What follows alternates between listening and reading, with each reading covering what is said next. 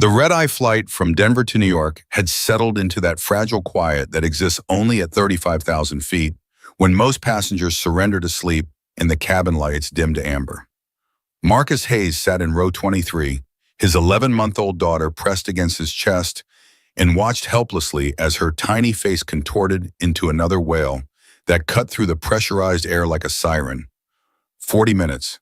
Emma had been screaming for 40 minutes straight, and Marcus felt every irritated glance land on him like a physical blow. He bounced her gently, desperately, whispering apologies to no one and everyone while his hands shook from exhaustion. 38 hours without sleep. 2 double shifts at the distribution center back to back, then packing Emma's things, then the drive to DIA through midnight traffic with a crying baby in the back seat. His flannel shirt carried a milk stain on the shoulder from this morning. Or was it yesterday morning? Time blurred when you stopped sleeping.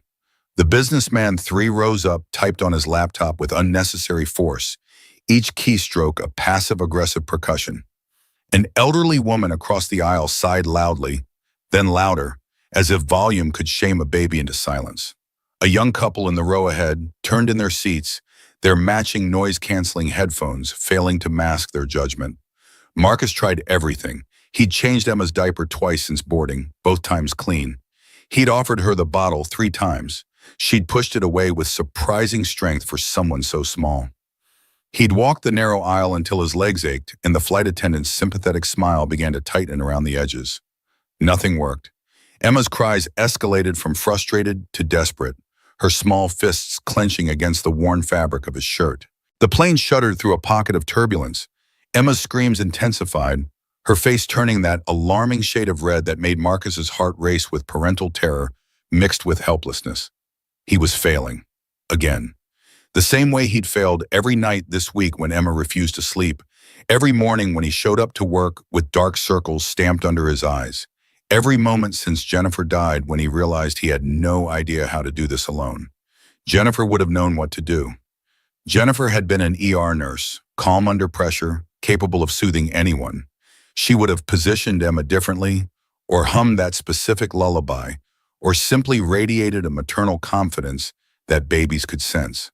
But Jennifer had hemorrhaged 8 minutes after delivery, and the best doctors in Denver spent 40 minutes trying to save her before pronouncing the time of death, while Marcus stood in the hallway holding his newborn daughter, trying to understand how he'd become a father and a widower in the span of a single afternoon.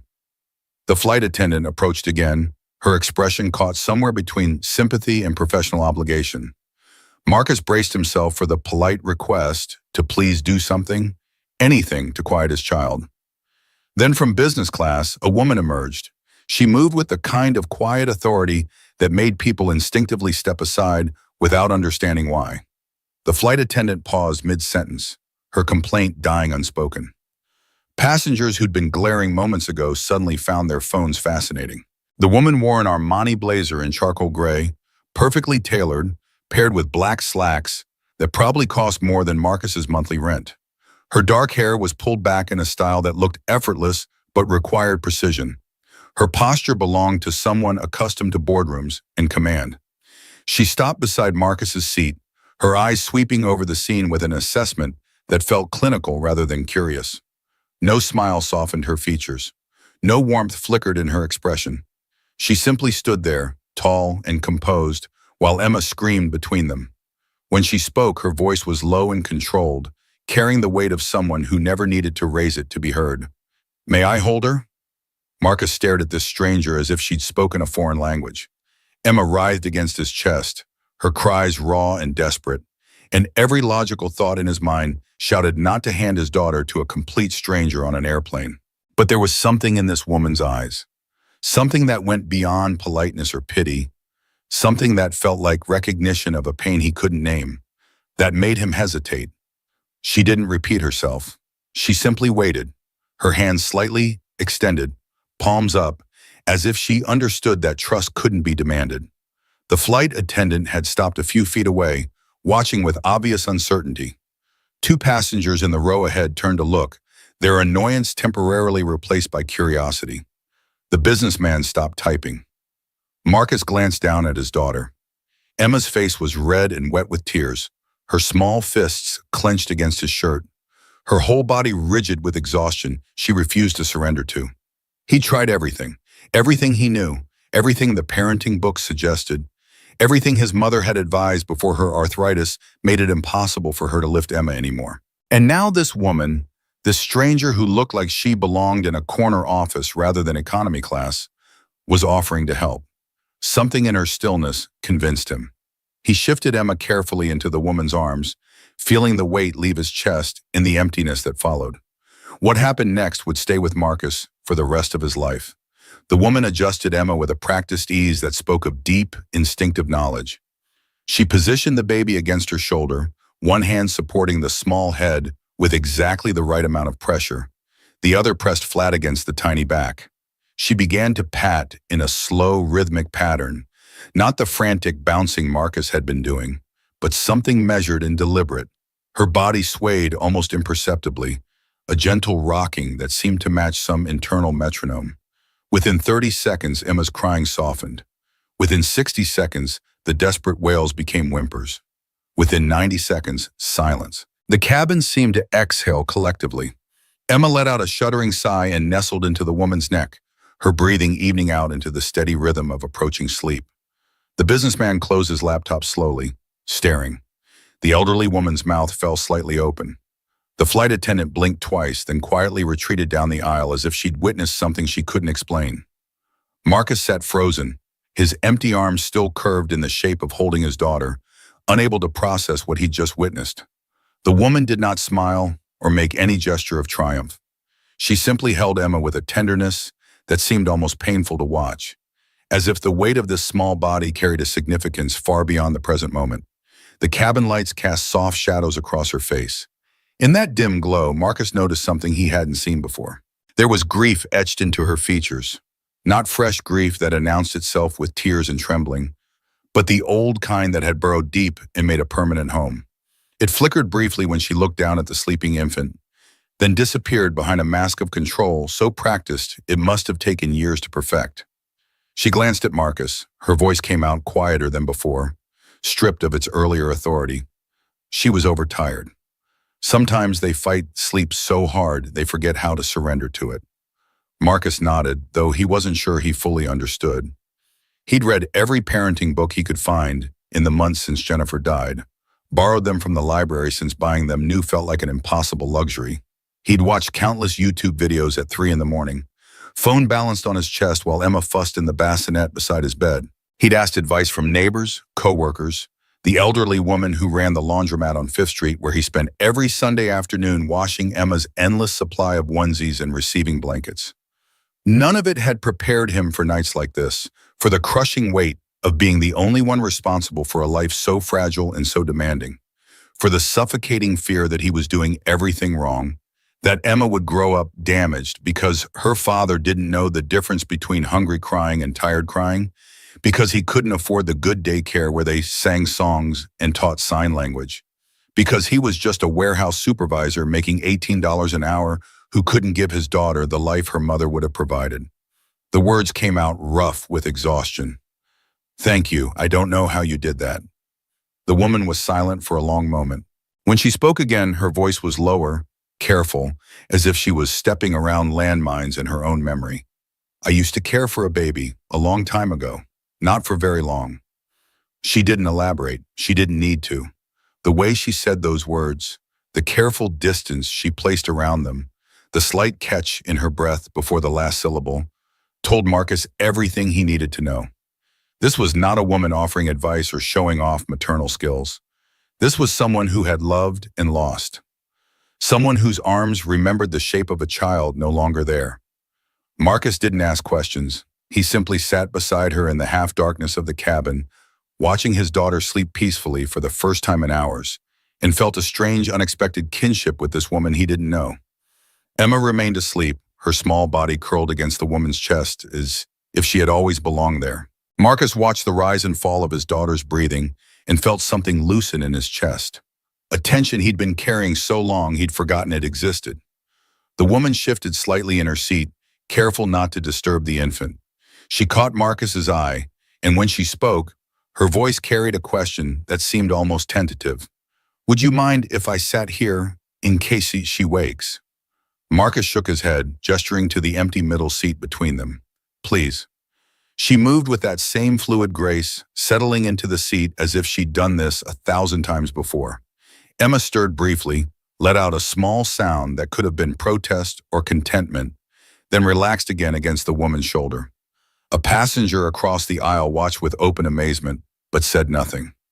For a long moment, neither of them spoke. The engines hummed their constant white noise, and the world outside the oval windows was nothing but darkness, punctuated by the occasional distant light of some town far below.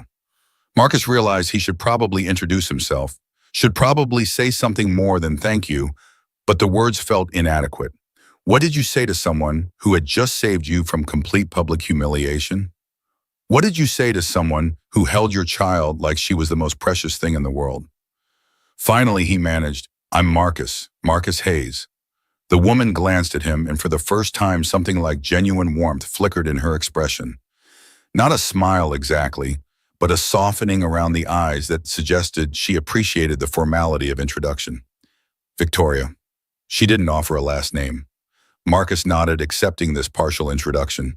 He was too tired to push for more, and something told him that this woman revealed herself only in pieces, only when she chose. Emma sighed in her sleep, and Victoria's hand moved automatically to adjust the blanket Marcus had draped over her earlier. The gesture was so natural, so maternal, that it made Marcus's heart ache. Victoria's voice came soft. She's beautiful. What's her name? Emma, after my wife's grandmother. Victoria's eyes flickered at the word wife, but she didn't ask the obvious question. Instead, she simply nodded as if she understood that some subjects required invitation, not interrogation. Marcus found himself talking anyway. Maybe it was the exhaustion. Maybe it was the strange intimacy of this darkened cabin, the altitude that seemed to separate them from the real world below. Maybe it was the way Victoria listened, really listened, without interrupting or offering the empty platitudes that most people reflexively deployed in the face of grief.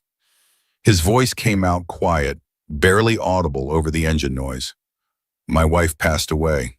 Complications after the delivery. She got to hold Emma once for about 12 minutes, and then she was gone. The words hung in the air between them, heavy with everything they didn't say. Victoria did not look away.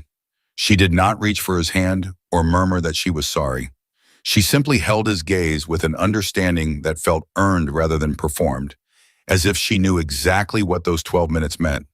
What it felt like to have everything and nothing in the same breath. Marcus continued, the words spilling out now that he'd started. I work double shifts at the distribution center in Denver, trying to keep the house, keep the insurance, keep everything from falling apart. My mother helps when she can, but she's got arthritis in her hands now. Can't lift Emma anymore.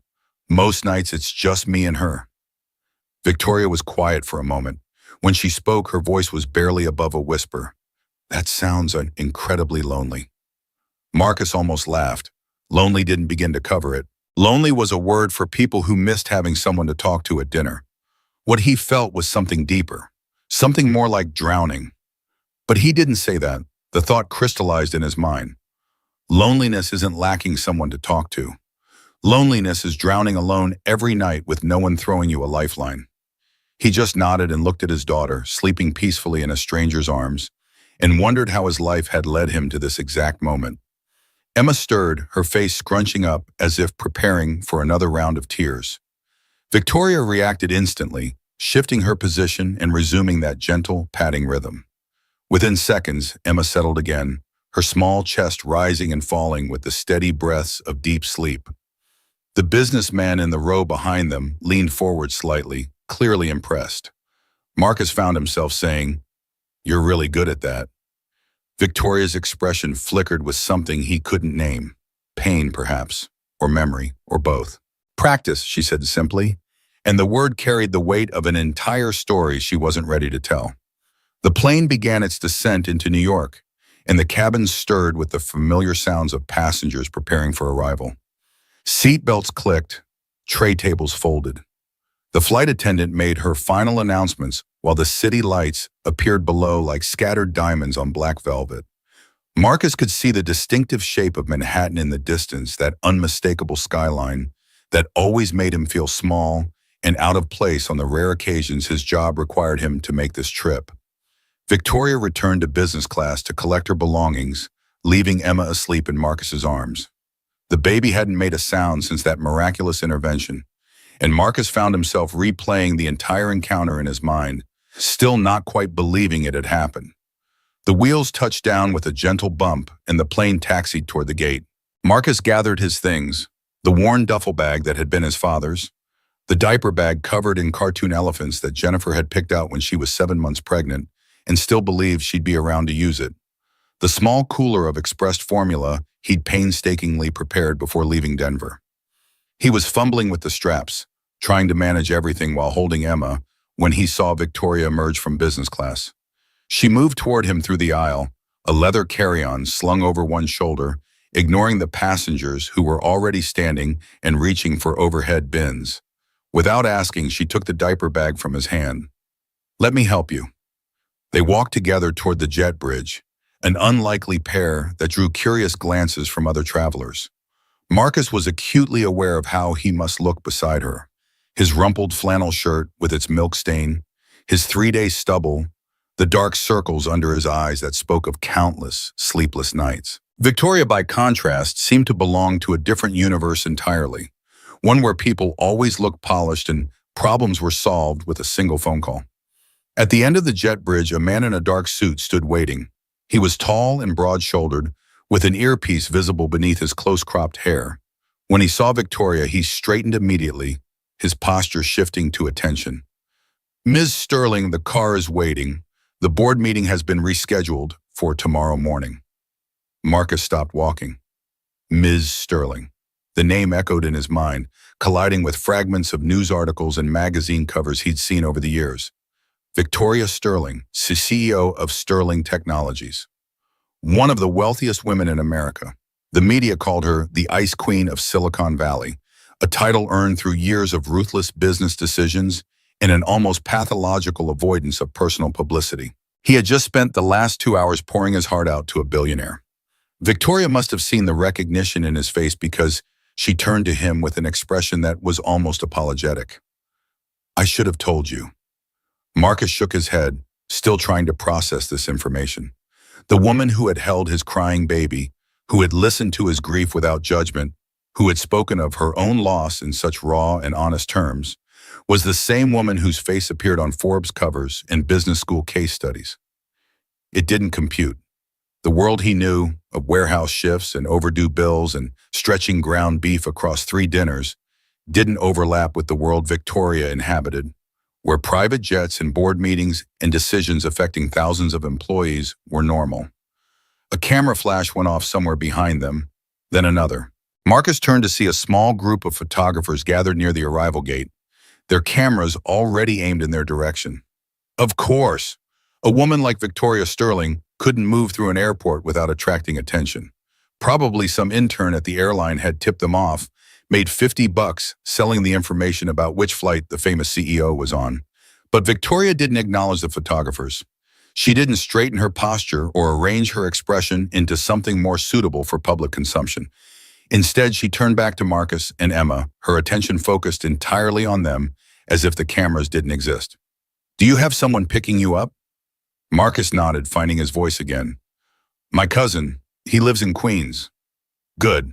Victoria hesitated, and for the first time since he'd met her, she seemed uncertain.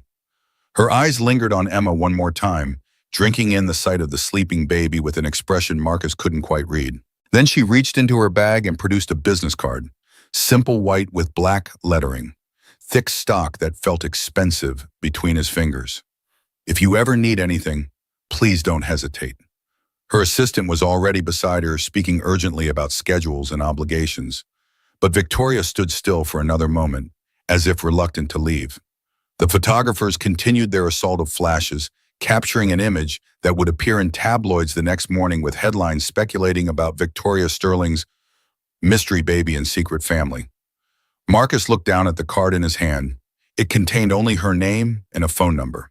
No title, no company logo, no indication of the empire she controlled. just Victoria Sterling, as if she were any ordinary person offering help to a stranger. She was already walking away, her assistant and the man in the suit flanking her on either side. The crowd parted to let her through, whispers following in her wake. Marcus watched her go, the business cards still pressed between his fingers, and felt the strange sensation of having witnessed something significant without fully understanding what it was. Emma stirred in his arms, and he looked down at his daughter. Her eyes were open now, watching him with that peculiar intensity babies sometimes have, as if they see more than adults give them credit for. Marcus smiled at her, despite his exhaustion, despite the surreal nature of the past few hours. That was interesting, wasn't it? Emma blinked at him solemnly and said nothing. He was about to head toward the arrivals area when he heard footsteps behind him. Victoria had returned, her assistant trailing with visible confusion. "Actually," she said, slightly breathless in a way that suggested she'd made this decision impulsively, "there's a medical facility in the terminal, a private clinic. I noticed Emma was having some trouble breathing during takeoff. The altitude changes can be difficult for infants with respiratory sensitivities." She paused, seeming to choose her words carefully. "Would you allow me to have her examined, just to be safe? It would only take a few minutes." Marcus's first instinct was to refuse. He didn't need charity, didn't want to become another story about a poor single father rescued by a benevolent billionaire. His pride had gotten him through 11 months of this nightmare, and pride was sometimes the only thing that made him feel like he wasn't completely helpless. But then he looked at Emma, at the way her small chest rose and fell, and remembered the frightening moment during takeoff when she had seemed to gasp for air between sobs. He had told himself it was nothing. Babies cry on planes all the time. The pressure changes affect everyone. But what if he was wrong? What if there was something he was missing? Some sign he should have noticed? Victoria seemed to read his hesitation. Her voice dropped, stripped of the CEO authority and leaving only the rawness underneath. "This isn't pity, and you don't owe me anything. She stopped, her composure cracking for just a moment. The mask slipped, and Marcus saw the woman beneath it, the one who had lost a child and spent 5 years on wondering if she could have prevented it. "I know what it's like to worry about a child's health. I know what it's like to wonder if you're missing something important." There was no pretense in her voice, no performance of generosity for the cameras that were surely still watching from a distance. There was only the raw honesty of someone who had lived through her own nightmare and didn't want to see another parent suffer the same fate. Marcus made his decision. "Okay, thank you." Relief flickered across Victoria's features so quickly he almost missed it. She nodded once, then led them through a series of corridors that Marcus had never known existed. They passed security checkpoints that opened at a word from her assistant, moved through areas marked staff only and authorized personnel, until they reached a discreet door marked with a simple medical cross. Inside was a space that looked more like a boutique hotel than a clinic. Soft lighting, comfortable seating, art on the walls that probably cost more than Marcus's annual salary. A doctor appeared within minutes. A kind-faced woman in her 40s who introduced herself as Dr. Sarah Chen. She examined Emma with gentle efficiency while Marcus stood nearby, his anxiety mounting with each passing second. Victoria remained in the room but at a respectful distance, as if understanding that this was his moment with his daughter, not hers. When Dr. Chen finished her examination, she turned to Marcus with an expression that was carefully neutral. "There are some signs of respiratory sensitivity. Nothing immediately dangerous, but worth monitoring. I would recommend a follow-up with a pediatric pulmonologist within the next week." Marcus nodded, already calculating the cost of such a visit in his head. The time off work he would need to request. The insurance paperwork that would inevitably follow. The co-pay that would stretch his budget even thinner. It was a familiar arithmetic, one he performed constantly as a single parent with limited resources. Victoria stepped forward, her voice taking on that decisive quality he had heard earlier. "Dr. Chen, could you provide me with the details? I'd like to ensure the follow-up appointment been arranged." Marcus opened his mouth to protest, but Victoria's hand on his arm stopped him.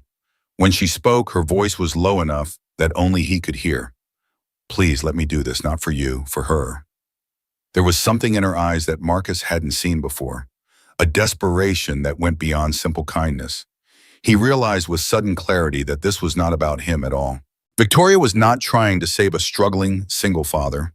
She was trying to save herself, to find some purpose in the tragedy she carried, to transform her loss into something meaningful. He thought of Jennifer, of the way she had looked at Emma in those final moments, her eyes full of love and fear and hope. He thought of all the things she would never get to do for their daughter, all the moments she would miss. And he understood in a way he couldn't articulate that accepting help was not weakness. It was honoring the connections that life placed in your path, the unexpected grace that appeared when you needed it most. Okay, thank you. Victoria's shoulders relaxed almost imperceptibly. She nodded to Dr. Chen, exchanged a few words with her assistant, and within minutes everything was arranged. The follow-up appointment, the specialist referral, a car to take Marcus and Emma to his cousin's apartment in Queens. As they walked toward the exit, Marcus noticed the way Victoria looked at Emma, the way her hand almost reached out to touch the baby's cheek before pulling back at the last moment. There was a hunger in that gesture, a longing that spoke of empty arms and silent nurseries, and grief that never fully healed.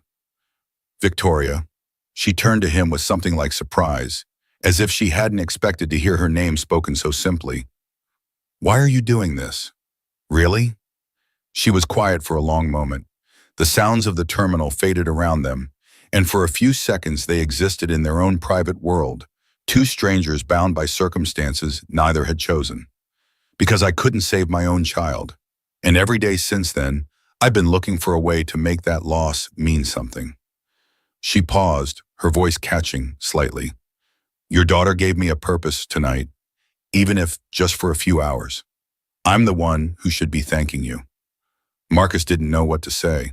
He stood there, Emma in his arms, watching this powerful woman reveal her most painful truth with a courage that took his breath away. The cameras were gone now, the photographers long since dispersed to chase other stories. There was no audience for this moment, no one to perform for or impress. There was only honesty, raw and unfiltered, passing between two people who had both lost the ones they loved. The car Victoria had arranged was waiting at the curb, a sleek black sedan with tinted windows that screamed money without saying a word. Marcus buckled Emma into the car seat that had somehow materialized, arranged the blanket around her small body, and turned to thank Victoria one last time. But she was not looking at him. She was looking at Emma, at the way the baby's fingers curled around a fold of her blanket, at the peaceful expression on her sleeping face. And in that moment, Marcus saw something he had not expected to see on the face of a woman who controlled a billion-dollar empire. He saw vulnerability. I should go, Victoria said, though she made no move to leave. The board meeting, the quarterly reports, the endless parade of obligations. Marcus nodded. Thank you for everything. Victoria finally looked at him, her eyes bright with emotions she was clearly struggling to contain. Take care of her. She's lucky to have you. Then she turned and walked back toward the terminal, her assistant falling into step beside her, already listing the appointments and calls that awaited. Marcus watched her go until she disappeared through the automatic doors, then climbed into the car beside his daughter. The driver pulled away from the curb, merging into the river of taillights that flowed toward the city. Emma slept on, oblivious to the extraordinary night she had just experienced. Marcus leaned his head against the window and watched the Manhattan skyline grow larger in the distance, its towers lit up like candles against the darkness. He still had the business card in his pocket. He could feel its edges pressing against his thigh, a tangible reminder that tonight had actually happened. Victoria Sterling, the Ice Queen, the woman who had held his crying baby and spoken of her own lost child with a grief that matched his own. He did not know if he would ever call that number, did not know if tonight was the beginning of something or simply a brief intersection of two lives that would never cross again. But he knew with a certainty that surprised him that he would never forget the way she had looked at Emma, the hunger, the love, the desperate hope that maybe somehow the universe still had kindness left to offer. The city lights blurred past the window, and Marcus closed his eyes. Tomorrow there would be the specialist appointment to think about, the medical bills, the endless logistics of single parenthood. But for now, in this quiet car with his sleeping daughter, He allowed himself to simply exist in the space between what was and what might be. The medical suite appeared within minutes of Victoria's call, a pristine space tucked behind unmarked doors that most travelers would never know existed. Dr. Sarah Chen moved with quiet competence, her hands gentle as she positioned Emma on the examination table. The baby fussed but didn't cry, perhaps sensing this was different from the chaos of the flight. Marcus stood close enough to intervene if needed, far enough to let the doctor work. Victoria had retreated to a chair near the window, present but deliberately unobtrusive. The morning sun was just beginning to break over the city, casting long shadows through the blinds. Doctor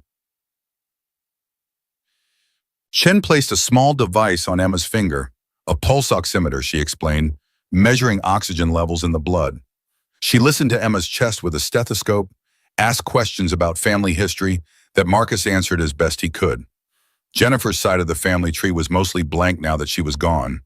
Her parents dead before Emma was born, her only sister living somewhere in Oregon and not returning calls.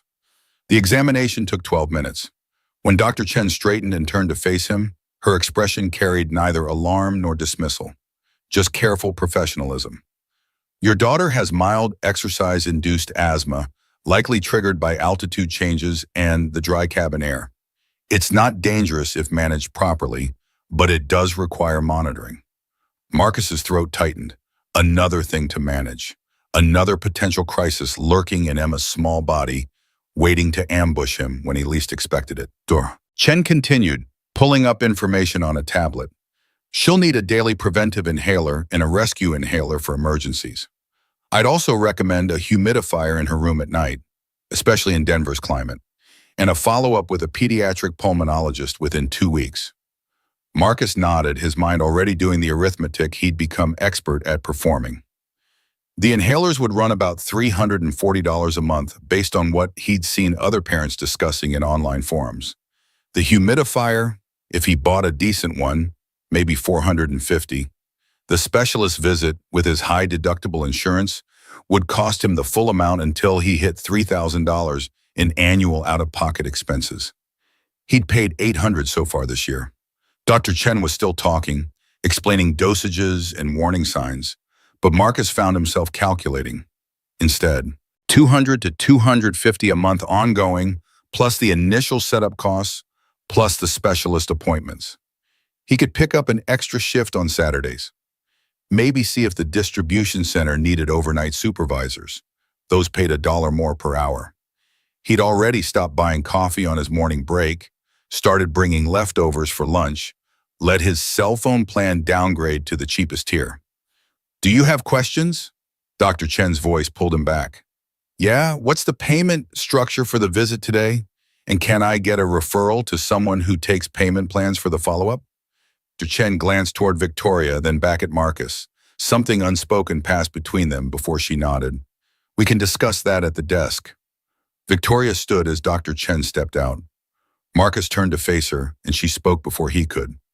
Let me handle the costs. The words came out firm, decisive, the voice of someone accustomed to solving problems with money. Marcus felt his spine straighten, an instinctive response to charity he'd been fighting his whole life. I appreciate the offer, but I can handle this. Marcus, you're working 50-hour weeks. Missing shifts means missing rent money. I've been handling things for 11 months. I'll figure it out. Victoria's jaw tightened almost imperceptibly. They stood facing each other across the small space, the air between them charged with competing needs neither wanted to name. Victoria needed to help, needed it with a desperation that went beyond generosity into something more primal. Marcus needed to maintain the dignity that was sometimes the only thing keeping him afloat. You don't have to do this alone. Yes, I do. That's what being a father means. Victoria was quiet for a moment, and when she spoke again, her voice had lost its edge. What if Sterling Technologies hired you? Remote work, better insurance coverage, your skills in logistics management. Marcus almost laughed, the sound bitter in his throat. I run a forklift and manage inventory counts. I don't code or analyze data or whatever it is tech companies need.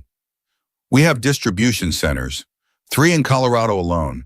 I need operations managers who understand ground-level efficiency, not just spreadsheets.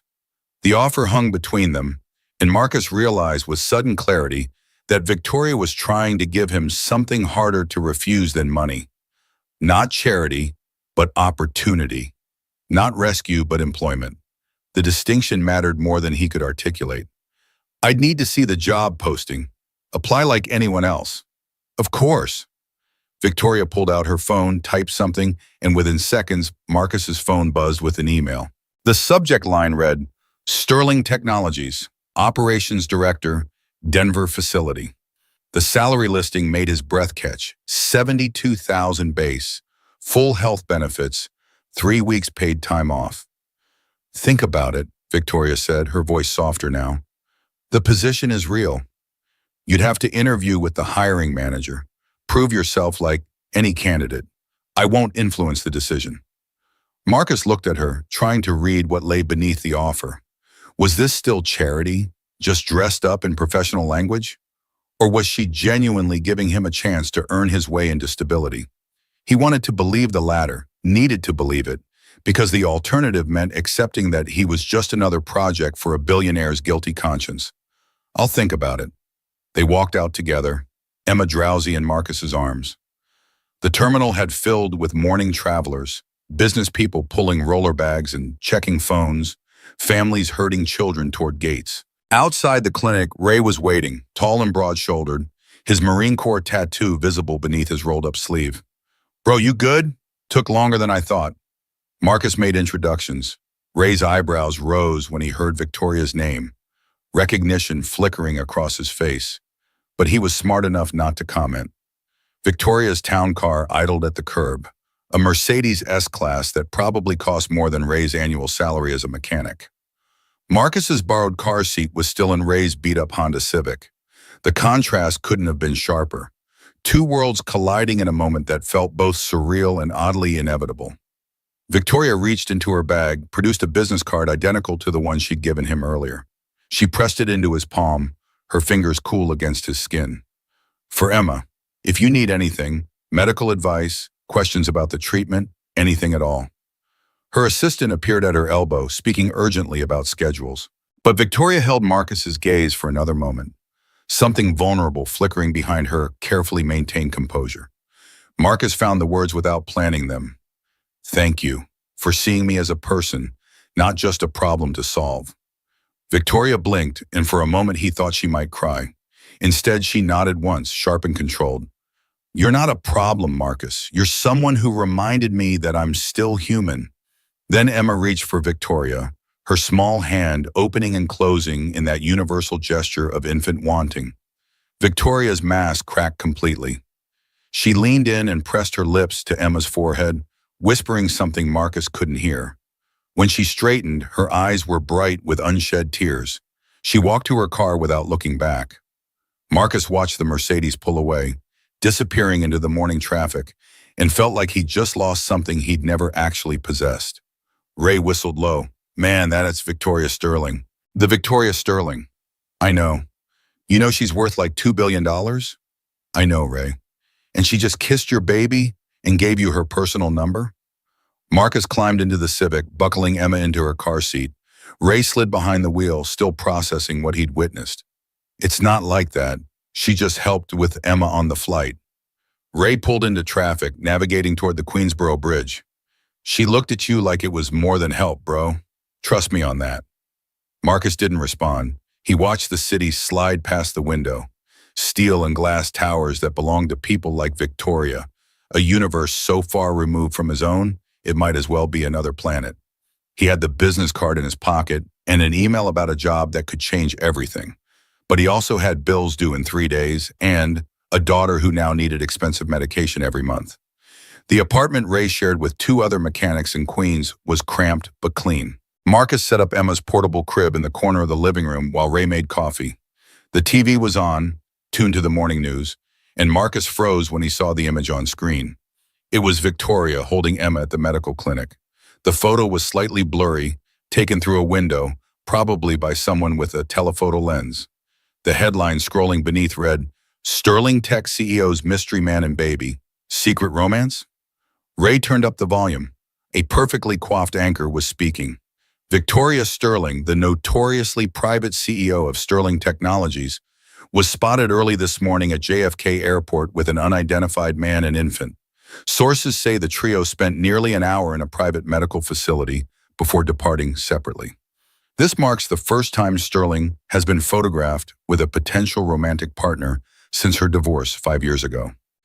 The screen switched to a panel of talking heads, entertainment reporters dissecting the image with the same gravity others might apply to geopolitical crises. The body language is unmistakable.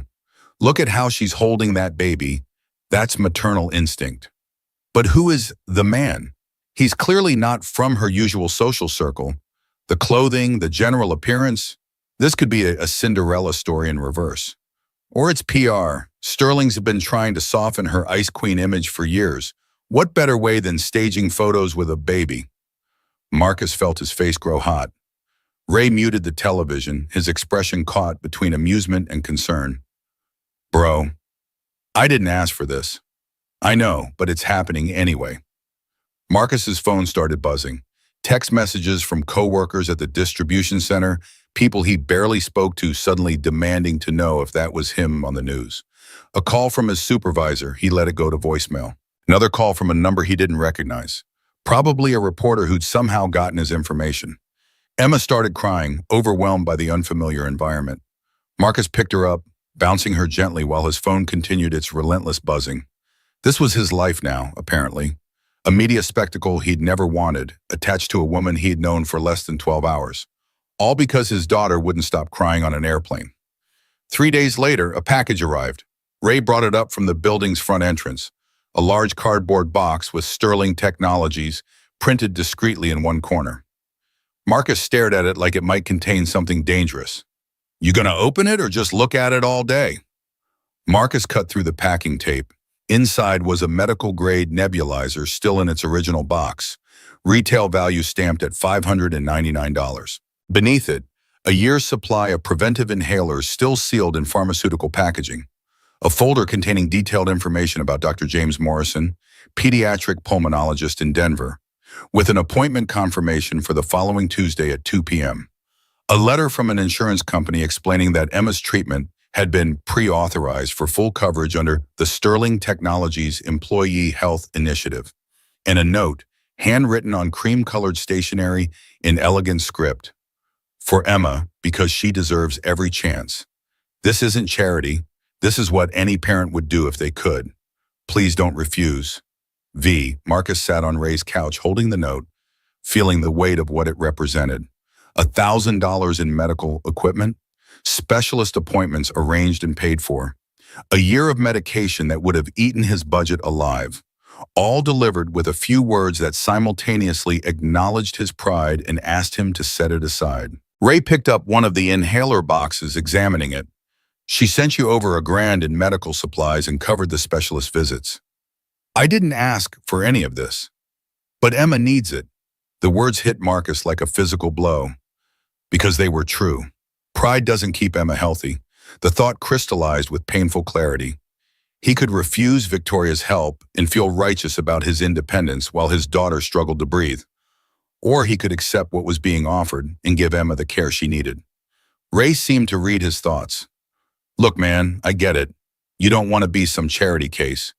But that baby, he gestured toward Emma sleeping in her portable crib. She didn't ask to be born into this situation.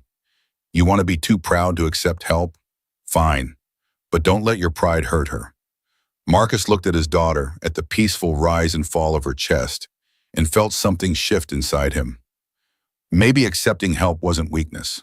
Maybe it was another form of strength. The kind that required swallowing your ego and admitting you couldn't do everything alone. That night, he pulled out his phone and typed a message to the number on Victoria's business card. Victoria, package arrived. I don't know what to say except thank you. I'll pay you back. The response came within 3 minutes. No repayment necessary. How is Emma feeling? They texted for 2 hours. Marcus told her about setting up the nebulizer, how Emma had initially fought the mask but eventually settled. Victoria asked detailed questions about dosages and breathing patterns, the kind of specific medical queries that revealed genuine concern rather than polite interest. The conversation drifted into other territory. Marcus admitted how strange it felt staying in Ray's apartment, sleeping on a couch while Emma occupied the only quiet corner. Victoria confessed that her penthouse felt empty, 4,000 square feet designed for a family she no longer had, rooms that echoed with silence. Marcus typed, "My cousin's couch feels crowded. Want to trade?" He regretted it immediately, worried the joke was too familiar. But Victoria's response came back. "I think Emma would redecorate my minimalist aesthetic with Cheerios and strained carrots." They were flirting. The realization hit Marcus with surprise and something else, a flutter of possibility he hadn't felt since Jennifer died. This woman who controlled boardrooms and commanded billions was texting him at 11 p.m. about baby food and furniture.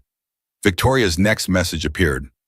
"Marcus, I meant what I said about the job offer. Sterling Denver needs an operations director.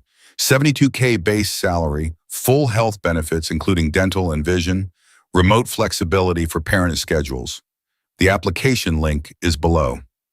Marcus clicked through. The job posting was real, listed on Sterling Technologies' official career page. The requirements matched his experience almost exactly: logistics management, inventory control, team supervision. It wasn't charity disguised as employment. It was an actual position he was qualified for. But would he have seen this posting without Victoria? Would his resume have made it past the initial screening if a billionaire CEO hadn't personally flagged his name? He typed, "I'll apply through the official channels. If I get it, I need to know I earned it." Victoria's response, "You will. I've already told HR I won't be involved in the hiring decision. Your resume stands on its own." Marcus wanted to believe her, needed to believe that he could earn his way into stability rather than having it handed to him. He spent an hour updating his resume, detailing the efficiency improvements he'd implemented at his current warehouse, the cost savings from his revised inventory system. At 1 a.m., he submitted the application and tried not to hope too hard. The media storm didn't subside. If anything, it intensified. By the end of the first week, Marcus's face was appearing in tabloids and gossip sites across the internet. Someone had identified him, probably by cross-referencing flight manifests and property records until they found a match. His full name, his address in Denver, his job at the distribution center. Everything laid bare for public consumption. Mystery man revealed. Meet Marcus Hayes, the working-class father who captured the Ice Queen's heart. From warehouse to penthouse? Inside Victoria Sterling's surprising new romance. Class warfare in love. Can a billionaire and a single dad make it work? His co-workers treated him differently now. Some were congratulatory in that aggressive way men had of masking curiosity as celebration. Others were resentful, making pointed comments about people who got ahead by knowing the right person. His supervisor calls him into the office. "Hayes, I need to know if you're planning to leave.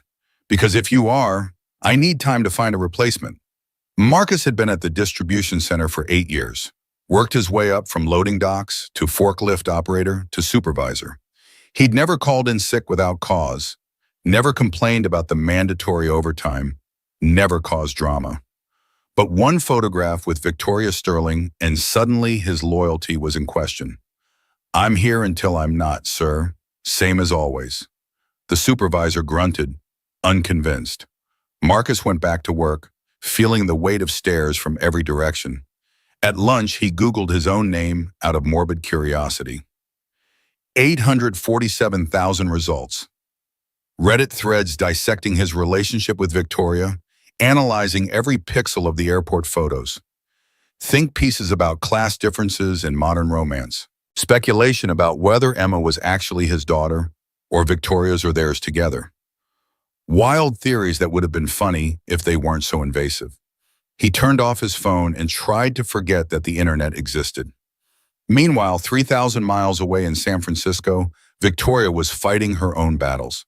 The Sterling Technologies boardroom occupied the top floor of the company's downtown headquarters, floor-to-ceiling windows offering views of the bay. 14 people sat around the conference table, board members representing billions in shareholder value, each one accustomed to being the smartest person in any room they entered. Victoria stood at the head of the table, presenting Q3 earnings results that exceeded projections by 18%. Revenue up, margins improved, market share expanding in three key sectors. By any objective measure, Sterling Technologies was performing exceptionally under her leadership. But the questions that followed had nothing to do with quarterly performance. Victoria, we need to discuss the photographs. The speaker was Richard Ashford, the board's chairman, old money from Boston, a man who'd been skeptical of Victoria's appointment as CEO from the beginning. He steepled his fingers with the careful precision of someone about to deliver a killing blow disguised as concern.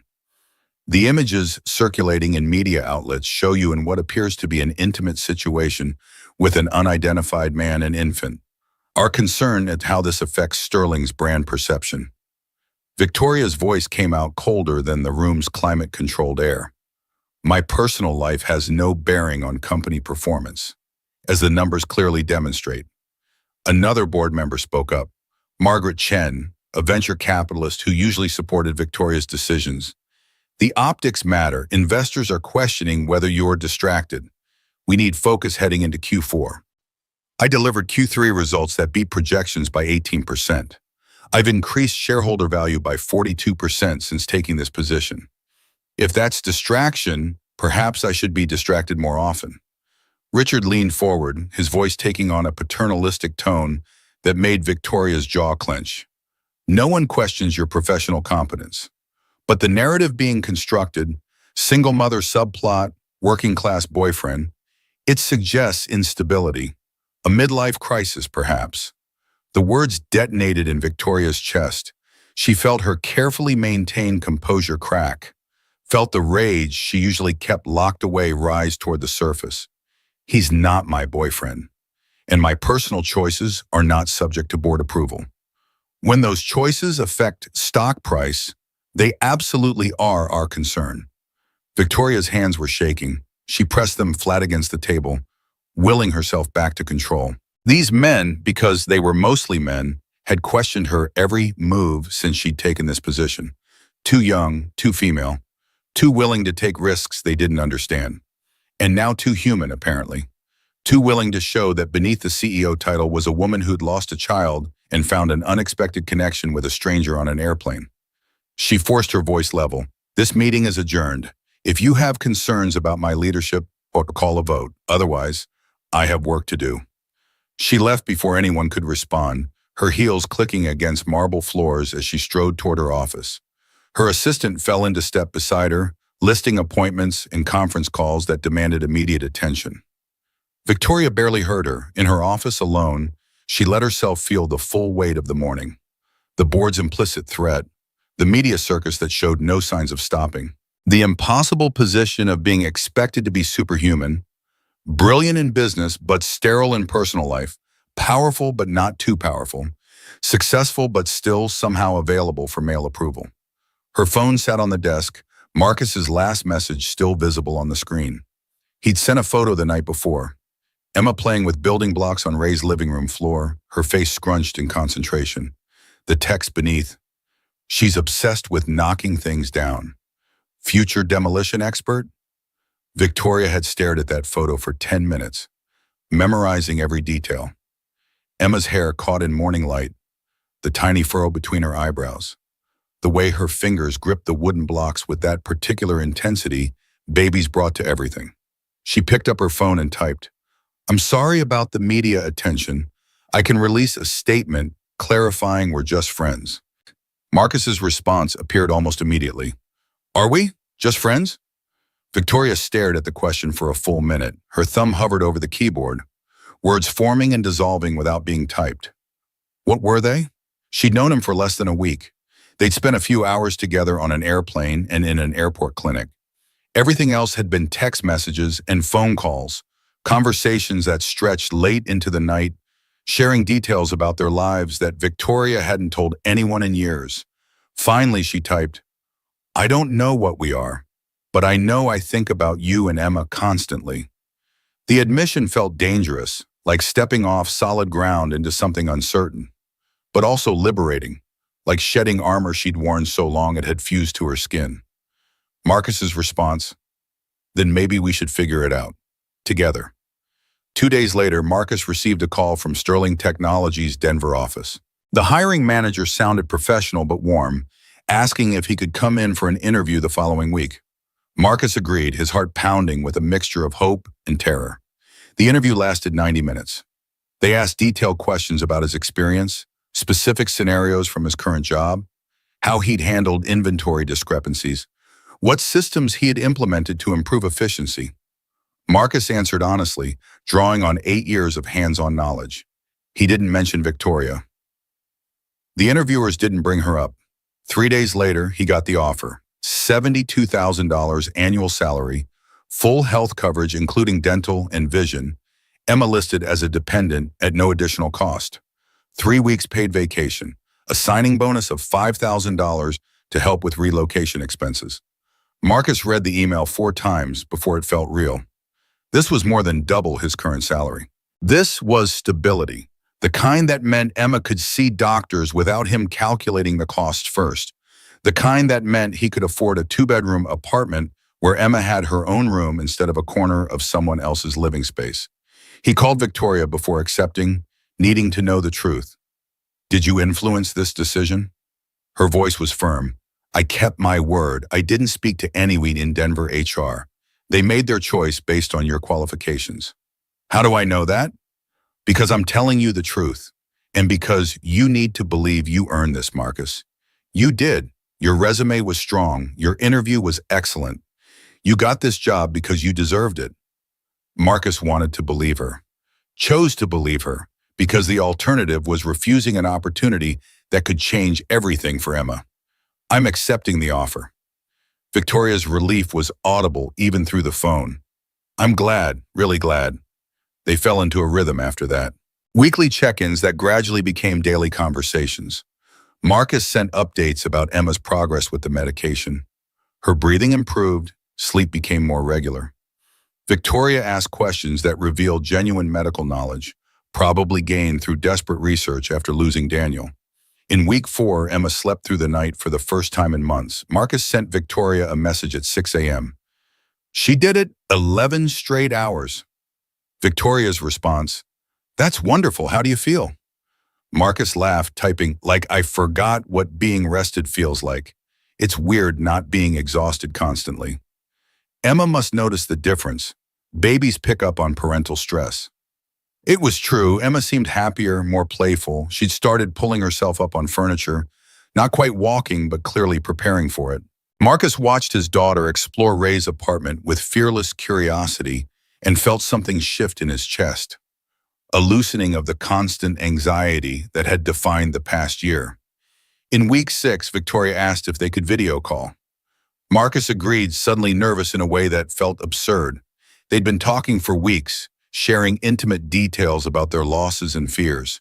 But seeing her face on screen felt different, more immediate. When the call connected, Victoria was in her office. He could see the San Francisco skyline through windows behind her. She'd changed out of whatever formal business attire she'd worn earlier into a simple black sweater. Her hair was down, falling past her shoulders. She looked younger somehow, less severe. "Hi." Marcus shifted his phone so she could see Emma playing on a blanket spread across Ray's floor. "Say hi to Victoria, Em." Emma looked up at the screen, her face breaking into a smile. She babbled something enthusiastic and reached for the phone. Victoria laughed, a sound so genuine and unexpected that Marcus found himself smiling too. "She's grown so much." They talked for 45 minutes. Emma performed for the camera, showing off her new trick of stacking blocks. Victoria asked about Marcus's start date at Sterling, Denver, 2 weeks away. He asked about her latest board meeting, and she made a dismissive gesture. "Same nonsense. They're convinced I'm having some sort of crisis because I showed basic human emotion for once." "Are you having a crisis?" Victoria was quiet, choosing her words carefully. "I'm having something. I'm not sure crisis is the right word." "What would you call it?" She met his eyes through the screen. "A chance, maybe a second chance if I'm lucky." The words hung between them, weighted with possibility. Emma chose that moment to tumble backward, startled by her own lack of balance. She didn't cry, just looked confused. Both adults laughed, the tension broken. Before they disconnected, Victoria's voice went soft. "Marcus, When are you planning to come to Denver? I'm flying back next week to find an apartment before the job starts. I could be there if you want, if it wouldn't be too forward. Marcus's pulse quickened. I want that. I've wanted it for weeks. Victoria's smile transformed her entire face. Then I'll book a flight. She arrived on a Thursday morning, flying commercial instead of the private jet she normally used. Marcus picked her up at Denver International in Ray's borrowed truck. He'd traded his car for the plane tickets and still hadn't saved enough for a replacement. Victoria climbed into the passenger seat wearing jeans and a cashmere sweater, looking more approachable than he'd ever seen her. Emma was strapped in her car seat, kicking her feet with excitement. The moment Victoria turned to look at her, Emma squealed and reached out both hands. Victoria's eyes filled with tears. She remembers me. Marcus's throat tightened. We both do. The drive into Denver felt simultaneously too long and not long enough. They talked about everything and nothing.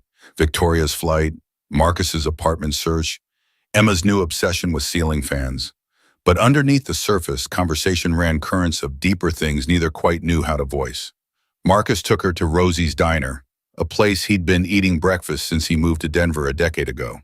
The vinyl booths were cracked, the coffee was strong, and the waitress knew everyone's order before they sat down. Doris appeared with menus in a practiced smile that widened when she saw Marcus. Haven't seen you in a while, honey. And who's this? This is Victoria. Victoria, Doris basically runs Denver.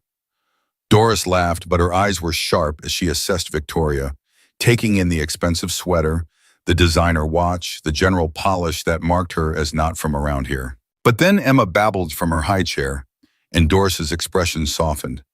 That baby gets prettier every time I see her. What can I get you folks? Victoria ordered the meatloaf special without looking at the menu, coffee black. Doris raised an eyebrow but nodded approvingly. After she left, Victoria leaned back in the booth, something in her posture relaxing. Nobody here recognizes me. Should they? In San Francisco, I can't walk 2 blocks without photographers or people wanting to discuss business. Here, I'm just someone eating meatloaf. Marcus understood what she wasn't saying, that anonymity was a gift, that being treated like a normal person felt like freedom. Their food arrived. They ate in comfortable silence, broken occasionally by Emma's demands for attention or Doris refilling coffee. Other diners came and went, paying them no special attention. Just another couple having lunch with a baby. Except they weren't a couple. Not really. They were 2 people who'd met under extraordinary circumstances, who'd been sharing late-night conversations for weeks, who were now sitting across from each other trying to figure out what came next. Victoria put down her fork. Marcus, I need to ask you something, and I need you to be honest. Okay. Am I here because you miss Emma, or because you miss us, you and me? The question landed like a stone in still water, sending ripples in every direction. Marcus set his own fork down, meeting her gaze directly. Both. I missed Emma desperately. Watching her on video calls isn't the same as seeing her in person. But I missed you too. The way you listen without trying to fix everything. The way you don't treat me like I'm broken just because my wife died. The way you understand grief without needing it, explained. Victoria's eyes were bright. I'm terrified of this, Marcus. You're from a different world than mine. What happens when I go back to San Francisco and you're here with Emma and your new job? What happens when the board finds out we're actually together and not just friends? What happens when you're a billionaire and I'm a warehouse guy making $72,000 a year? She flinched at his bluntness. That's not what I meant. Isn't it? Victoria, I'm terrified too. I'm terrified that you're going to realize I can't give you the life you're used to. That Emma and I are just some project to make you feel better about losing Daniel. That one day you'll wake up and wonder what you were thinking, slumming it with a guy who shops at Walmart and drives a 12-year-old truck. Victoria reached across the table, taking his hand. Her fingers were cool and steady. You're not a project. Emma isn't a replacement for Daniel. And I don't care about money. I have more than I could spend in 3 lifetimes.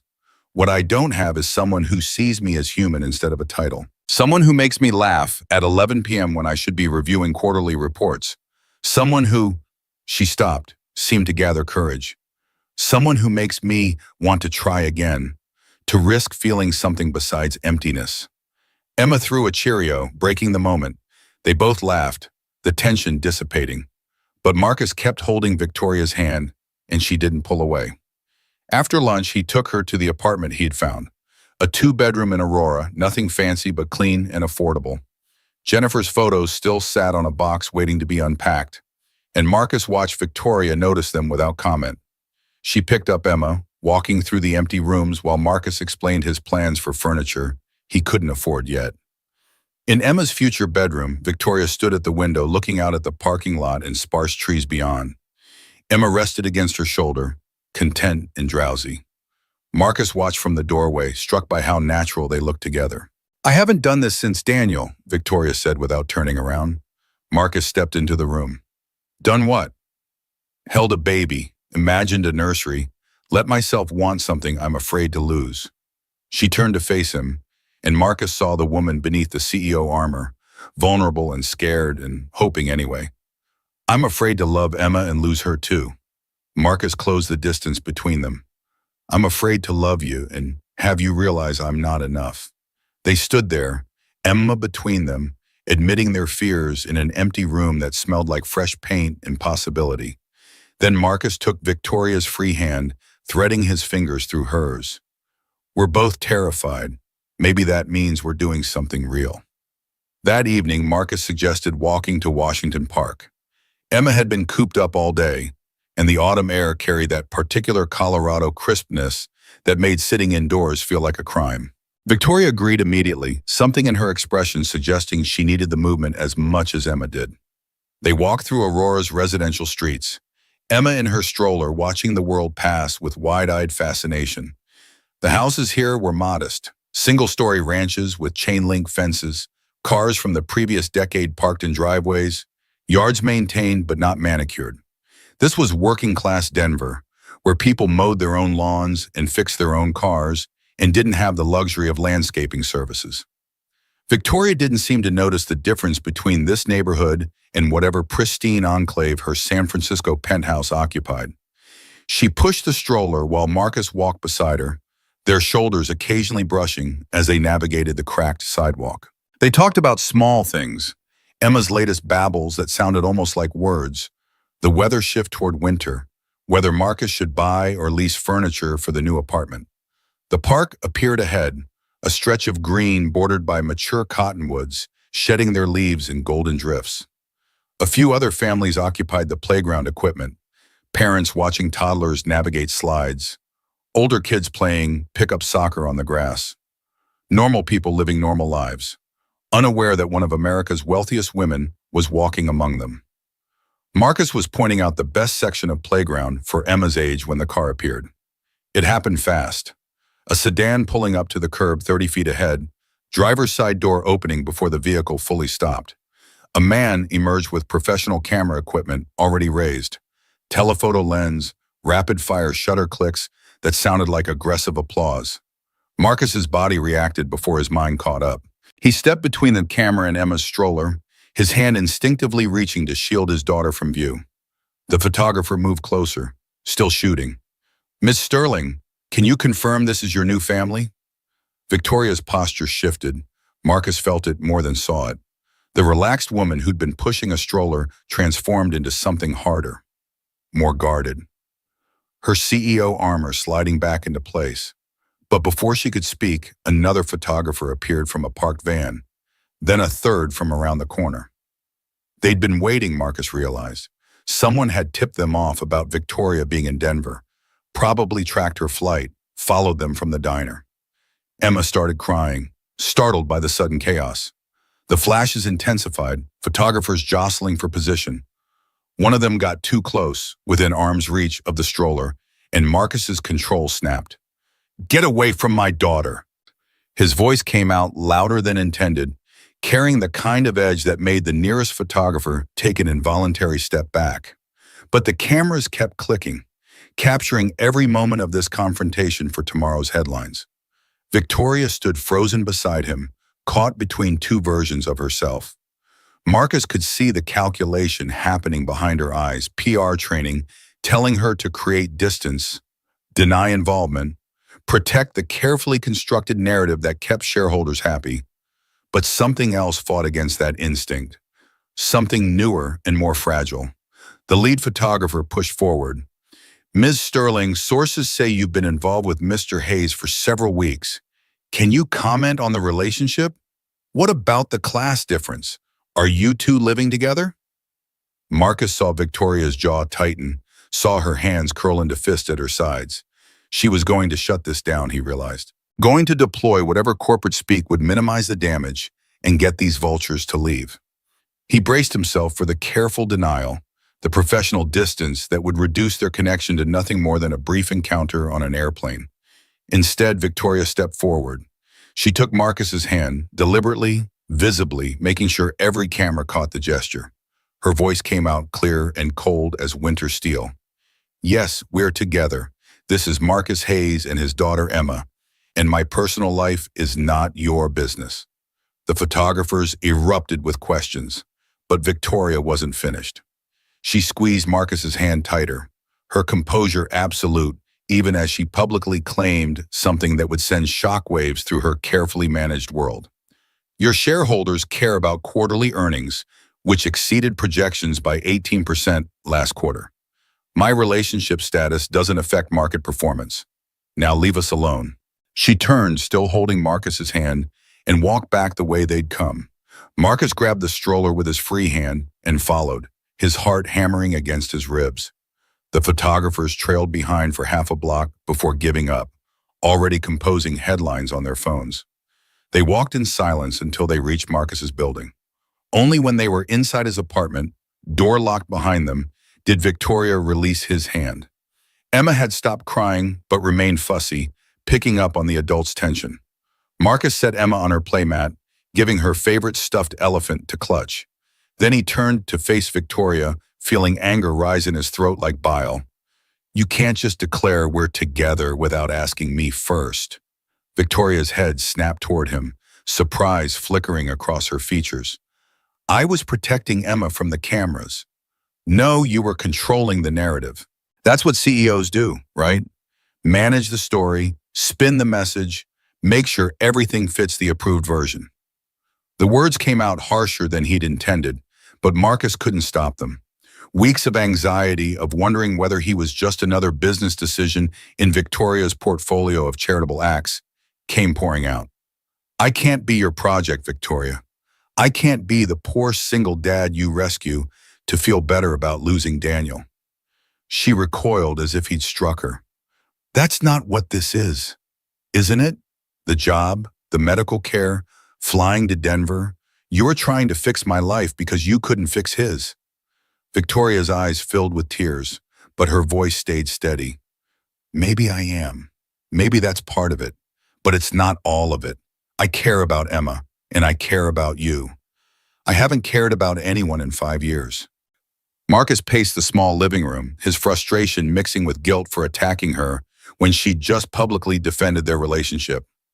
I care about you too, but I need to know this is real.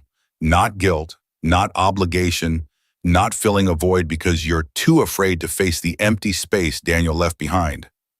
What if it's all of those things? Victoria's composure finally cracked, tears spilling down her cheeks. What if I'm complicated and messy and still grieving? Does that mean I can't also genuinely want this? The question hung between them, raw and honest in a way that stripped away all pretense. Emma chose that moment to crawl over to Victoria, pulling herself up on Victoria's leg and babbling urgently. Both adults looked down at the baby, and something about her oblivious innocence diffused the charged atmosphere. Marcus sank onto the couch, suddenly exhausted. We're both broken people trying to figure out if we can build something real from the pieces. Victoria picked up Emma, settling beside Marcus with the baby in her lap. Maybe that's exactly what makes it possible. We both know what loss feels like. We both understand that love doesn't erase the people we've lost. It just adds to them. They sat in silence while Emma played with Victoria's necklace, her small fingers fascinated by the simple pendant. Marcus realized they'd just had their first real fight and come through it without destroying the fragile thing growing between them. He reached for Victoria's free hand. Tell me about Daniel. Everything. Not the careful version you give interviews. The real story. Victoria drew a shaky breath, then began. She told him about meeting Robert at a tech conference when she was 29, about their whirlwind courtship and marriage within 6 months, about becoming CEO at 32 and pregnant at 33, believing she could have it all, the career, the family, the perfect life that magazines would photograph. The pregnancy was textbook. Every ultrasound showed a healthy baby. Every test came back normal. Daniel was born at precisely 39 weeks, 8 pounds 2 ounces, with APGAR scores that indicated perfect health.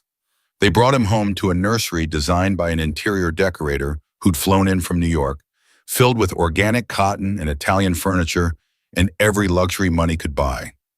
He was perfect, Victoria whispered, her voice breaking. For 48 hours, he was absolutely perfect. Then the seizures started. She described the ambulance ride, the pediatric ICU, the doctors using terms like metabolic disorder and mitochondrial dysfunction. Genetic testing revealed a condition so rare it didn't have a common name. Just a string of letters and numbers that meant Daniel's cells couldn't process energy properly. His body was slowly poisoning itself, and there was nothing anyone could do. They gave us options. Experimental treatments that might buy weeks or months but would guarantee suffering, or we could make him comfortable and let him go peacefully. Robert had wanted to try everything, fight until the end, exhaust every possibility, spend millions if necessary. But Victoria had looked at their son, monitors and tubes invading his tiny body, his face peaceful in medically induced sleep, and known what the answer had to be. We held him while he died. 72 hours after his first seizure, with both of us wrapped around him, he just stopped breathing. Marcus's throat ached with unshed tears. He understood now why Victoria had looked at Emma with such desperate longing, why holding a healthy baby was both balm and torture. Robert blamed me for giving up too soon. I blamed him for wanting to prolong the inevitable. We destroyed each other in our grief. The divorce was finalized 6 months later. She wiped her eyes with the back of her hand. I threw myself into work because it was the only thing that made sense. Numbers don't betray you. Markets don't dom in your arms. Success became the only language I remembered how to speak. Marcus waited until she met his eyes. Jennifer hemorrhaged during delivery, internal bleeding the doctors didn't catch until it was too late. They worked on her for 40 minutes while I stood in the hallway holding Emma, trying to understand how I'd become a father and lost my wife in the same breath. He described the funeral, where Emma cried through the entire service. The first night alone with a newborn, terrified he'd do something wrong and lose her too. The months of stumbling through parenthood with no idea what he was doing, just barely keeping both of them alive. I haven't dated anyone since she died. Haven't even thought about it. Between work and Emma, I didn't have energy for anything else. And I couldn't imagine letting someone into this mess. He looked at Victoria, really looked at her, mascara smudged from crying, hair disheveled from Emma's grabby hands, looking nothing like the polished CEO from magazine covers. But then you showed up on that airplane and held my daughter like she mattered. And you told me about your son without flinching. And I realized maybe I don't have to do this alone anymore. Victoria shifted Emma to Marcus's lap, then moved closer. Her hand found his cheek, thumb brushing away tears he hadn't realized were falling. I'm afraid to love Emma and lose her. Marcus covered her hand with his. I'm afraid to love you and have you realize I'm not enough. You are enough, Victoria whispered. You're more than enough. You're someone who sees past the money and the title to the broken woman underneath. Someone who isn't afraid of my grief because you carry your own. Emma babbled between them, her tiny voice a counterpoint to their heavy words. She grabbed both their hands, pulling them together with the innocent certainty that these two people belonged in her orbit. Marcus leaned forward until his forehead rested against Victoria's. We're both terrified, but maybe that means we're doing something real. They stayed like that for a long moment, breathing the same air, while Emma played with their interlocked fingers. When they finally pulled apart, something had shifted. The fight had burned away the last pretense, leaving only truth. The next morning, Marcus woke to the smell of coffee and something sweet baking.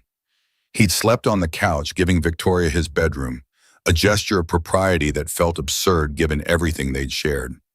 Emma's portable crib stood empty, soft sounds coming from the kitchen. He found Victoria at the stove, Emma perched on her hip while she flipped pancakes with practiced ease. She'd found ingredients Marcus didn't remember buying, probably walked to the corner store before he woke up.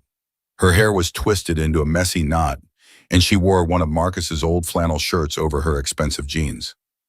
"Morning," and she offered without turning around. "I hope you don't mind. Emma woke up early and I thought I'd let you sleep." Marcus felt something catch in his chest, a glimpse of what normalcy might look like.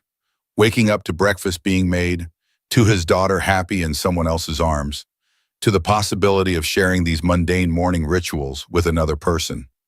"You didn't have to. I wanted to." They ate pancakes while Emma made a spectacular mess with mashed banana. Victoria had her phone on the table, silenced but still vibrating with notifications she studiously ignored. Marcus knew her assistant was probably having a breakdown, trying to manage whatever chaos yesterday's photographs had triggered. Finally, Victoria picked up the phone, scrolling through messages with an expression that grew increasingly tense. She set it down with more force than necessary. "I need to tell you something, and I need you to listen before you decide I'm crazy." Marcus swallowed his coffee. "Okay." Victoria's fingers drummed against the table, a rare tell of nervousness. "I'm moving Sterling Technologies headquarters to Denver, 18-month transition starting in January." The words didn't immediately compute. Marcus stared at her, trying to process what she'd just said. Moving a Fortune 500 company's headquarters was a massive undertaking. Billions in logistics, thousands of employees affected, regulatory approvals and real estate deals, and complexity beyond his imagination. "What? Why?" San Francisco was Robert's choice. "Every street corner reminds me of when we were planning Daniel's nursery. The penthouse has a room I locked 5 years ago and haven't opened since. I've been stuck there, haunted by a life that doesn't exist anymore." She reached across the table, taking Marcus's hand. "Denver has everything we need: tech talent, lower operating costs, better quality of life metrics for employees. The board will fight it, but the numbers support the decision. I can make this happen." Marcus heard the unspoken part. "And there's someone here I want to build a life with, if he'll have me." "Victoria, you can't uproot an entire company because—" "I'm not doing it because of you. I'm doing it because I've spent 5 years in a city that feels like a beautiful prison. Because I'm tired of sacrificing personal happiness for professional success. Because I finally have a reason to want something more than quarterly earnings and shareholder value." She squeezed his hand harder. "I'm not asking for commitment today. I'm just saying I'm choosing to be here, near you and Emma. We can figure out the rest as we go." Marcus searched her face for doubt, for the calculating CEO who made decisions based on strategic advantage. Instead, he saw a woman who'd spent half a decade hiding from her own life and was finally ready to step back into it. "The board is going to lose their minds." "Probably, but they'll approve it because then supports the move. And because I'll make it clear that opposing me on this means finding a new CEO." She stood, moving around the table to stand beside him. "I know this is fast. I know we're barely figuring out what we are to each other. But I'm tired of being careful. Careful didn't save Daniel. Careful didn't make my marriage work. Careful has given me nothing but an empty penthouse and a reputation for being made of ice." Marcus pulled her down onto his lap, mindful of Emma watching from her high chair. "You're not made of ice. You're made of scar tissue and stubborn hope. Same as me." They spent Sunday at Washington Park. The forecast called for the last warm weekend before winter arrived in earnest, and families packed the green spaces accordingly. Marcus pushed Emma on the baby swings while Victoria stood behind, her hands steadying the motion. They looked like any other family enjoying the autumn sunshine. No photographers, no headlines, just 3 people existing together. Emma squealed with delight each time the swing reached its apex. Other parents nodded polite hellos as they passed, their children running between playground equipment with boundless energy. Marcus felt Victoria relax beside him, the constant tension she carried in her shoulders finally easing. An older woman approached the swings, gray hair pulled back in a practical ponytail, smile lines deep around her eyes. She stopped near Victoria, watching Emma with the expression grandmothers reserve for all babies. Your daughter is precious. You two make a beautiful family. Neither Marcus nor Victoria corrected her. Victoria's hand found Marcus's on the swing's chain, their fingers intertwining while Emma kicked her legs in ignorant joy. Thank you, Victoria managed, her voice thick with emotion. The woman continued on her walk, leaving them with the gift of her assumption. Marcus looked at Victoria, saw his own question reflected in her eyes. Is this what we're doing? Becoming a family? Victoria's smile was tentative but real. I think we already are. We just haven't admitted it yet. Marcus pulled out his phone, stepping back to capture the moment. Victoria's pushing Emma on the swing, both of them caught mid-laugh, the autumn light turning everything golden. He looked at the photo for a long moment before making a decision. He opened Facebook, an account he rarely used, filled mostly with coworkers and distant relatives. Posted the photo with a caption that felt both insignificant and monumental. Emma made a friend. We're grateful. Victoria saw him do it, understanding the weight of that public acknowledgement. Marcus was claiming her, or letting her claim him, or maybe they were claiming each other. Either way, it was real now. Visible. No longer something they could pretend was just two people helping each other through grief. They spent the rest of the afternoon at the park, letting Emma toddle between them on the grass. She'd mastered standing, but walking remained an adventure in controlled falling. Victoria hovered nearby, ready to catch her, while Marcus documented every stumble and triumph with his phone camera. As the sun began setting, painting the sky in shades of orange and pink, they packed up Emma's scattered toys. Marcus lifted his daughter into his arms, and she immediately reached for Victoria. The gesture was instinctive, the kind of movement babies make toward people they trust completely. Victoria took Emma, holding her close, and Marcus saw her blink back tears.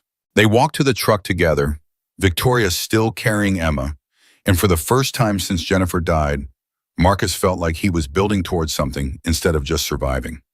Monday morning arrived with the weight of consequences. Victoria sat in Marcus's apartment, laptop balanced on her knees, while her board assembled in San Francisco for a video conference she'd scheduled with 4 hours' notice. Marcus had offered to take Emma out, give Victoria privacy, but she'd asked him to stay. I need to know someone's on my side, she'd said simply. The video call connected, showing 14 board members in the Sterling Technologies conference room. Richard Ashford sat at the head of the table, his expression already set to disapproving. Victoria didn't waste time with pleasantries. I'm calling to inform you of a strategic decision. Sterling Technologies will relocate its headquarters to Denver, Colorado. The transition will take 18 months, beginning first quarter of next year. The silence that followed lasted exactly 3 seconds before the room erupted. Multiple board members speaking over each other, Richard's voice rising above the chaos, demanding to know what she thought she was doing. Victoria waited for the noise to subside, her expression carved from marble. The data supports this move. Denver offers a 23% reduction in operating costs, access to emerging tech talent from University of Colorado and Colorado School of Mines, and quality of life metrics that will aid in recruitment and retention. I've already begun preliminary discussions with Colorado's Economic Development Office. They're prepared to offer significant tax incentives. Margaret Chen leaned forward. Victoria, this is an enormous undertaking. Have you considered the disruption to current operations? The employee relocation costs? The market perception? I've modeled every scenario. The initial investment is substantial, but ROI projections show we recoup costs within 36 months and see sustained benefits for the next decade. Employees will receive generous relocation packages. Those who choose not to move will have 18 months to transition or find positions at our San Francisco satellite office. Richard's face had gone red. This is insanity. You're uprooting an entire company on a whim. Victoria's voice dropped to absolute zero. I don't operate on whims, Richard. I operate on data. And the data says this move strengthens Sterling Technologies' competitive position while reducing overhead and expanding our talent pool.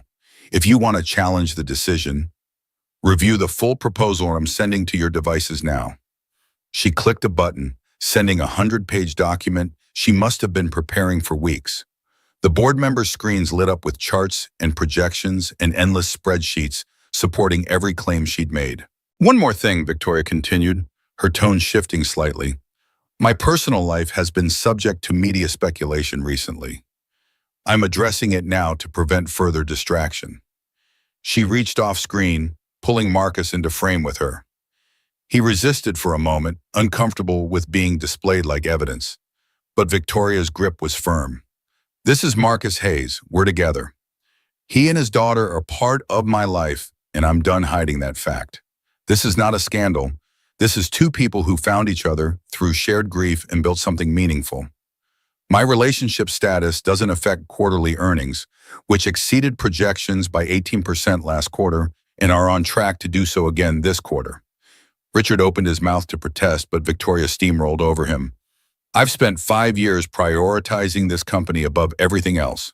I've delivered consistent growth, expanded market share, and increased shareholder value by 42% since taking this position. If my willingness to have a personal life is grounds for removal, then call a vote. Otherwise, this conversation is over. She ended the call before anyone could respond. The screen went dark, leaving her and Marcus in the sudden silence of the apartment. Victoria's hands were shaking, Marcus noticed. She'd just defied her entire board, publicly claimed a relationship that would dominate headlines, and announced a corporate restructuring that would affect thousands of lives. Marcus pulled her against him, feeling her trembling. That was terrifying, Victoria finished, but necessary. I'm tired of living in fear, tired of letting other people's expectations dictate my choices. Emma crawled over to them, babbling urgently as if she needed to be included in whatever serious discussion was happening. Marcus scooped her up, and the three of them sat tangled together on the couch while the world processed what Victoria had just done. Victoria's phone began vibrating, an endless stream of calls and messages that she ignored completely. Her assistant, PR team, board members, media outlets, the machinery of her public life demanding immediate attention. She silenced the phone and set it aside. Let them wait. 8 months later, Denver Botanic Gardens bloomed with late spring flowers. Marcus stood near the entrance to the Japanese garden, tugging at the collar of his new suit. Ray clapped him on the shoulder, grinning. Relax, man. This was your idea. I know, that doesn't make it less terrifying. Victoria had arrived in Denver permanently 3 months ago after overseeing the initial phases of Sterling Technologies' relocation. She'd bought a house in Cherry Creek, not a mansion, she'd insisted, just a 4-bedroom colonial that happened to sit on 2 acres. Emma had her own room there, filled with books and toys Victoria couldn't resist buying. They weren't married, hadn't even officially moved in together, though Marcus and Emma spent more nights at Victoria's house than his apartment. But they'd been building something steady and real. And 2 weeks ago, Marcus had suggested they make it official. Not marriage. Both of them carried too much baggage from previous attempts to rush that. But a commitment ceremony, a public declaration that they were choosing each other. Victoria had cried, then started planning with the same intensity she brought to corporate acquisitions.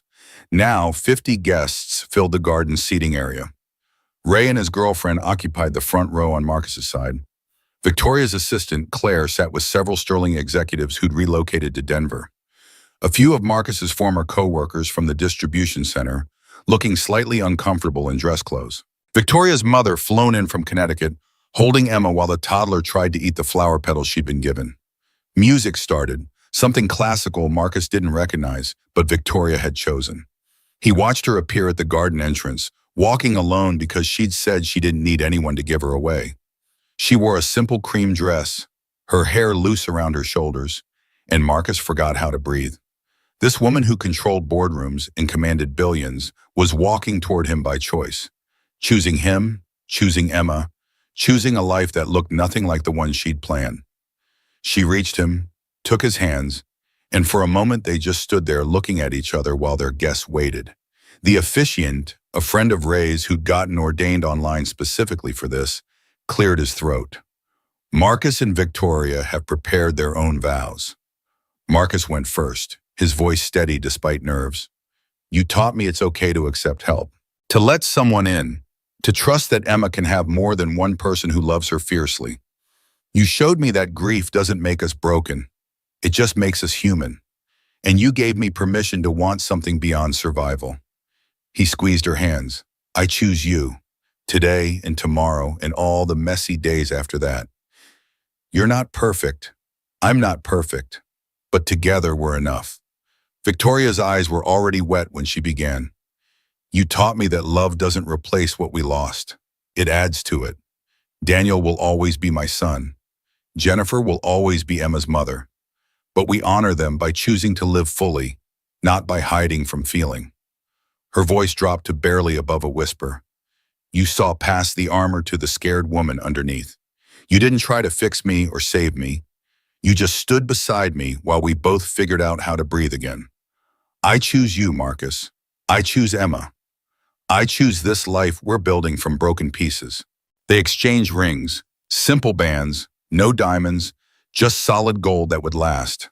The officiant pronounced them committed, and Marcus pulled Victoria into a kiss that felt like coming home.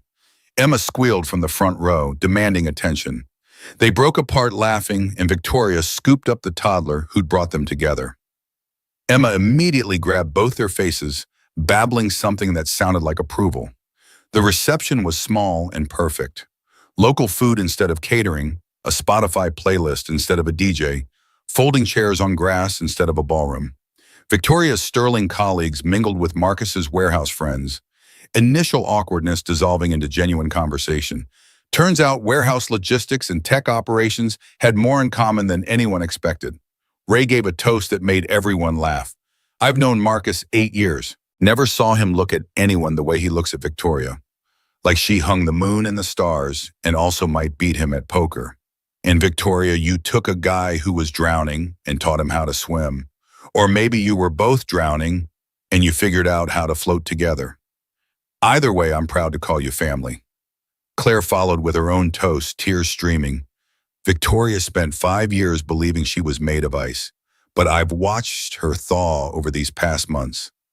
Watched her remember how to be human. Marcus and Emma didn't fix her. They just reminded her that she was never really broken, just scared. Here's to being brave enough to try again. The afternoon dissolved into evening. Emma took her first real steps between Marcus and Victoria, stumbling across grass with determination while guests cheered. Someone started dancing to the music, and soon half the reception was swaying under string lights Victoria had insisted on hanging. Marcus found Victoria near sunset, standing slightly apart from the celebration. She was watching Emma play with Ray's girlfriend, her expression soft in the golden light. You okay? She leaned into him. I never thought I'd feel whole again. After Daniel, after Robert, after everything fell apart, I thought that was it. The rest of my life would just be managing damage and pretending to function. Marcus wrapped his arm around her waist. You're not whole. I'm not whole, but together, we're enough. The words echoed his vows, and Victoria smiled. Together, we're enough. Emma toddled over, demanding to be lifted. Marcus picked her up, and she immediately reached for Victoria. They stood there, the three of them, while the party continued around them. Not a traditional family, not a simple story, but real and messy and theirs. Victoria's mother approached, her expression softer than Marcus had ever seen it. You look happy, Victoria. Really happy. I haven't seen you look like this since before. She didn't finish the sentence. Didn't need to. They all knew the before she meant. Victoria nodded. I am happy, scared and uncertain and still figuring things out, but happy. Her mother squeezed her shoulder, then moved on to fuss over Emma. The party wound down as the sky darkened. Guests departed with hugs and congratulations, until only a handful remained. Ray helped pack up chairs while Claire coordinated the cleanup crew Victoria had hired. Marcus and Victoria stood at the garden entrance, Emma asleep against Victoria's shoulder. The day had been perfect. Not magazine perfect, not Instagram perfect, but real and true and exactly what they needed. Ready to go home? Marcus asked. Victoria smiled, adjusting Emma's weight. Yeah, let's go home. They walked to the car through Denver's spring night, past blooming flowers and the last golden light fading from the sky. Emma slept on, oblivious to the significance of the day. But Marcus and Victoria understood. They'd both lost everything once. Both rebuilt their lives around surviving rather than living. Both believed second chances were for other people. And then a baby cried on an airplane, and everything changed. Victoria buckled Emma into her car seat while Marcus started the engine. As they pulled out of the parking lot, Victoria reached over and took his hand. No words needed, just the simple gesture of choosing each other again and again until choosing became as natural as breathing. The road stretched ahead through the city they'd both chosen, toward the house they were learning to share, toward the future they were building one messy day at a time. Not perfect, not easy, but theirs. And in the end, that was all that mattered. Two broken people who had found each other in the last place they expected, who'd built something real from the wreckage of their losses, who'd learned that healing didn't mean forgetting. It meant having the courage to love again, despite knowing how badly it could hurt. Marcus glanced at Victoria in the passenger seat, Emma sleeping in back, and felt something settle in his chest. Not the absence of grief, Jennifer's memory lived in him still, and Daniel's ghost would always haunt Victoria. But alongside the loss, something new had taken root. Hope, connection, the fragile beginning of joy. They drove through Denver as night fell completely, the city lights reflecting off Victoria's window. Tomorrow there would be work and responsibilities and all the complications of blending two very different lives. But tonight they were just three people heading home together. And for now, that was enough.